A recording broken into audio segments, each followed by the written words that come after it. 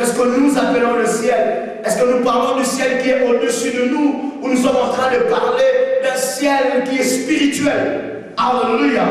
Et par ce verset, cela va énormément nous aider à comprendre la pensée de Dieu. Mais quand nous regardons dans la définition biblique, il y a plusieurs définitions sur le ciel. Le ciel veut dire dans la définition biblique aussi la plénitude de la présence de Dieu. Le ciel veut aussi dire la résidence glorieuse de Dieu. Alléluia. Quand nous disons que le ciel est ouvert, nous voyons la providence et la provision de Dieu. La providence, ça veut dire quoi? La providence veut tout simplement dire la volonté de Dieu accomplie sur la terre. Et quand nous parlons du ciel ouvert, nous voyons cette volonté de Dieu s'accomplir réellement dans notre vie.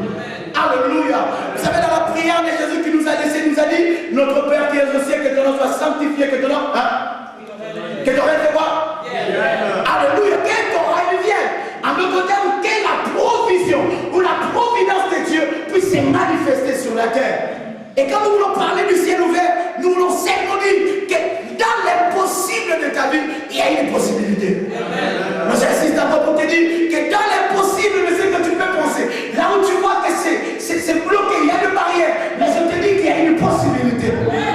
C'est lui qui doit expérimenter le hébreu que nous avons lu ensemble avec vous sur quelqu'un qui est en Christ. Ce n'est pas n'importe qui expérimente la splendeur du ciel.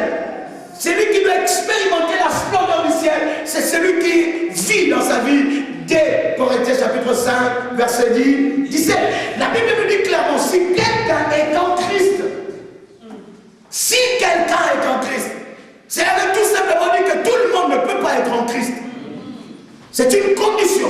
La Bible est claire là-dessus, dit, si quelqu'un est en Christ, il est une nouvelle création. Alléluia. Quelqu'un qui est en Christ, il devient une nouvelle création. Une création qui n'a jamais existé auparavant. Ah, quelqu'un peut me sonner la voix. Une création. Vous savez, quelqu'un qui est en Christ, il est en train de créer le ciel sur la terre. Il ne vit pas selon les barrières de la terre. Il ne vit pas selon le barrière de langue, le barrière de... Non, il vit quelque chose qui n'a jamais, alléluia, vécu sur la terre. Le verset que nous sommes en train de lire ensemble avec vous, dès Corinthiens chapitre 5, 17, nous fait seulement voir que cette personne ne vit pas comme les autres. Il ne vit pas selon le régime de la terre. Il ne vit pas selon les limitations de la terre. Mais cette personne qui est en Christ, il vit selon le régime du ciel. Tu ne m'as pas saisi. J'ai dit, il vit selon ce que les gens disent de lui. Il ne vit pas selon ce que les gens pensent de lui, mais il vit les régimes du ciel sur la terre. Il représente le ciel sur la terre. Si quelqu'un est en... Si quelqu'un est en... Le problème de l'église, ce n'est pas de venir à l'église. Être en Christ, ce n'est pas venir à l'église. Bien aimé, tu te trompes. Tu peux faire 10 ans à l'église, mais tu n'es jamais en Christ. Il y en a qui ont fait 30 ans, ils parlent même en langue, ils ne sont jamais en Christ. Mais la Bible est claire, il dit, si quelqu'un est en Christ, il est une nouvelle création. C'est que dans notre vie, nous devons nous examiner. Si la nouvelle création ne commence pas dans notre vie, c'est qu'il y a un problème. Le problème, c'est être en Christ. J'aime la Bible parce que la Bible ne dit pas si quelqu'un est en Jésus. Alléluia. La Bible ne dit pas si quelqu'un est en Jésus. Mais la Bible dit si quelqu'un est en Christ. Parce qu'en Christ, il y a le mystère du ciel. Amen. Il y en a qui, quand ils prient, ils disent au nom de Jésus. Peut-être que le nom de Jésus que Dieu est en train de prier, ce n'est pas le nom de Jésus-Christ.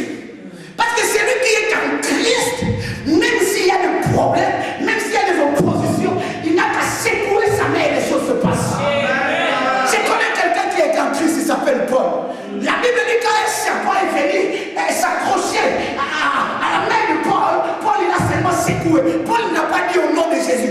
Il est en Christ, en lui a ensuite. Ils sont en Christ, il pousse les situations. Il n'a pas besoin de l'écouter. La Bible parle de Pierre. Oh mon Dieu. Pierre, il était un homme extraordinaire. La Bible dit qu'il passait son nom pour guérir les malades. Il ne posait pas les mains sur le malade, mais seulement son nom. Quelqu'un dit mon nom? Est-ce que c'est de nom aussi?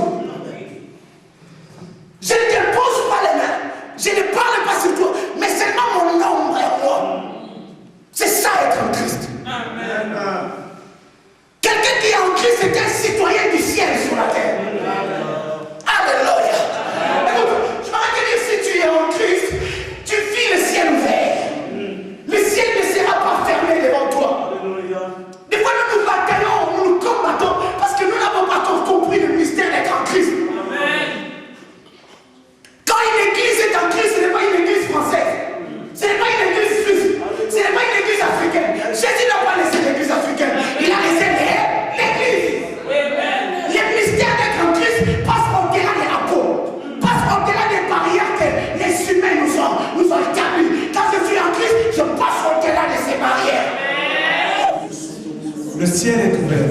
Alléluia. Je prie et je proclame que le ciel est ouvert sur la Suisse. Alléluia. Je proclame la Suisse pour Jésus-Christ. Je proclame le canton de Vaud pour Jésus-Christ. Je proclame la commune de Cheseaux pour Jésus-Christ.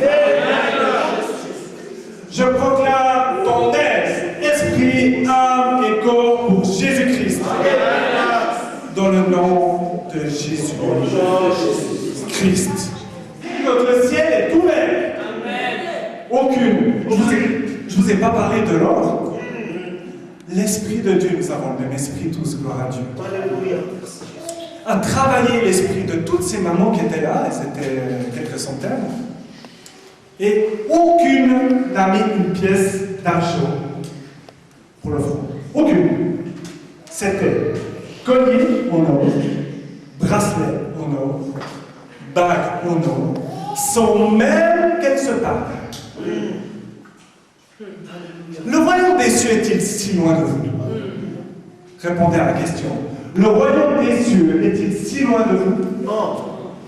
Qu'est-ce qu'il y a dans le royaume des cieux? Qu'est-ce qui vous manque? Quel est votre besoin aujourd'hui? Quelle est votre situation aujourd'hui? Quel est votre état de santé, votre état d'esprit, votre âme? Est-elle sauvée? Levez la tête. Jésus vous regarde. Parce que si vous baissez votre tête et que vous voyez l'ennemi qui est sous votre talon, c'est que vous n'êtes pas monté assez haut. Montez. Regardez. Et surtout, je termine là, prenez. Alléluia. Avec foi, prenez. Alléluia. Prenez, dites, je prends. Au nom de Jésus, je prends. Ce que je vois, je prends. Mais je ne vois pas que le ciel est ouvert, vous allez me dire. Ben moi, oui, par la foi, je vois que le ciel est ouvert.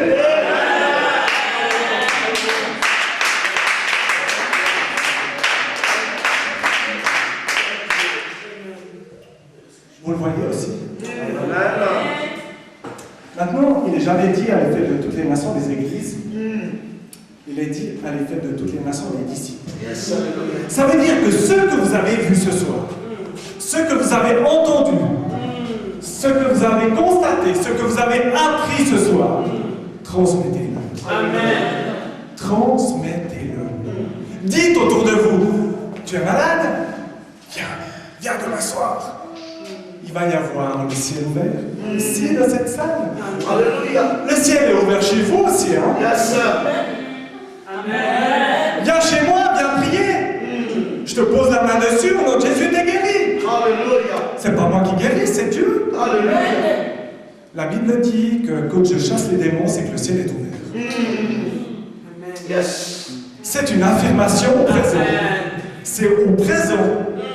Ce soir, le ciel est ouvert. C'est pas sera, c'est pas été.